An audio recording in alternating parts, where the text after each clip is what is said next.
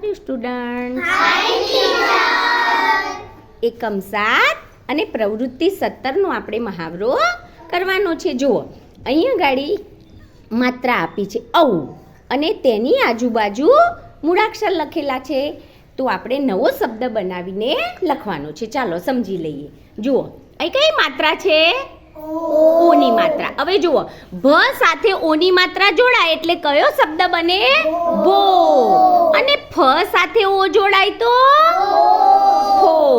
અને ધ સાથે ઓ જોડીએ તો એ રીતે પણ આપણે શબ્દ બનાવવાનું. ચાલો જુઓ, અહીંથી ભ લેવાનું છે અને માત્રા જોડીને ભોજન આવો નવો શબ્દ બનાવવાનો છે. અહીં ખાલી જન લખ્યું છે અને આપણે ભ સાથે ઓ જોડીને મૂકીશું એટલે કયો શબ્દ બનશે?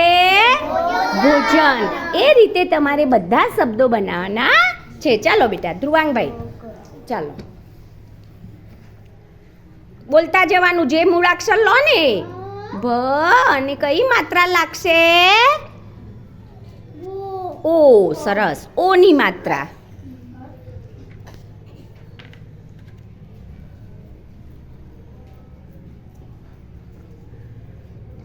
શબ્દ બને એટલે જોરથી વાંચવાનું. હવે બધાને સંભળાય એમ. એટલે ધ્રુવાંગે કયો શબ્દ બનાવ્યો? શાબાશ, ભોજન. ચાલ આગળ માનવભાઈ બોલો બેટા, કયો મૂળાક્ષર લીધો? હા, ફ લીધો. અને હવે હા, ફો. ઓની માત્રા લાગશે એટલે ચાલો આખો શબ્દ વાંચો. શાબાશ. ચાલો, જે મૂળાક્ષર લો ને બોલવાનું. હા, તન્વીબેન બોલો બેટા. હા,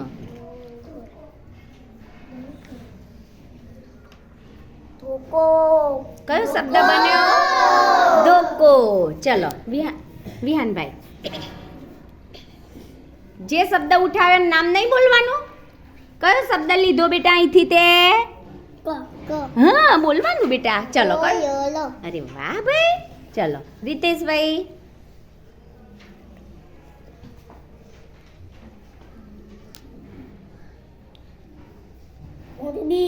અરે વાહ, કયો શબ્દ બન્યો ભાઈ? મોરબી. બોલો, અહીંથી પહેલા કયો અક્ષર લો છો એ બોલો. હા, એમ બોલવાનું બેટા. ચલો બોલો, હવે વાંચો. કયો શબ્દ બન્યો? ચલો વાંચો ફરી. હા, યોગ. ચાલો હવે બધા જ શબ્દોનું આપણે વાંચન કરી લઈએ. ચાલો બધાય સાથે બોલવાનું. હા, બીજો શબ્દ. હજુ અવાજ આમ બધાય વાંચવાનું છે. યોગ. કયો શબ્દ બન્યો? યોગ.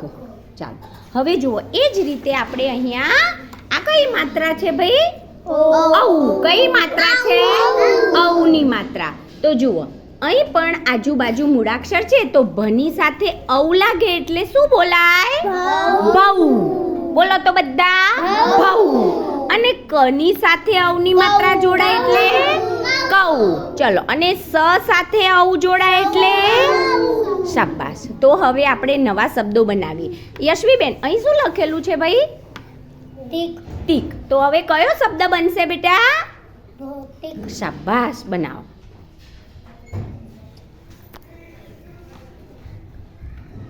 જોરથી બોલો બેટા. ભૌતિક. શાબાશ. ચાલો બીજો શબ્દ દિશાબેન. હા,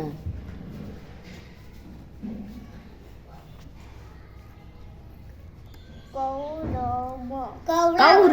કયો શબ્દ બન્યો? કૌરવ. કૌરવ શબ્દ બન્યો.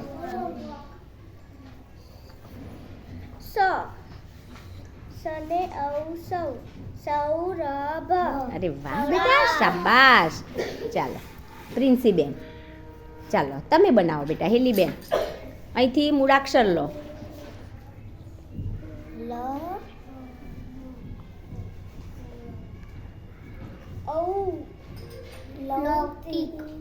લૌકિક. અરે વાહ બેટા, શાબાશ. ચાલો ચલો જાનવીબેન, આગળનો શબ્દ બનાવો બેટા. આ શબ્દ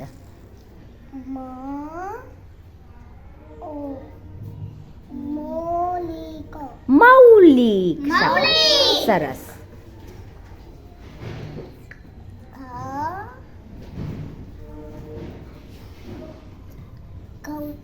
અરે વાહ ભાઈ, ખૂબ સરસ. ચાલો હવે બધાને સમજાઈ ગયું ને?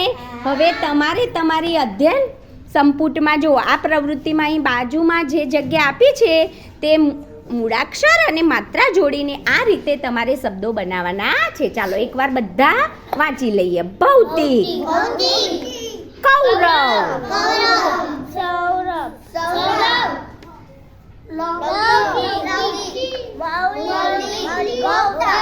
ચાલો હવે અધ્યયન સંપુટ પ્રવૃત્તિ 17 માં લેખન કરવા તૈયાર.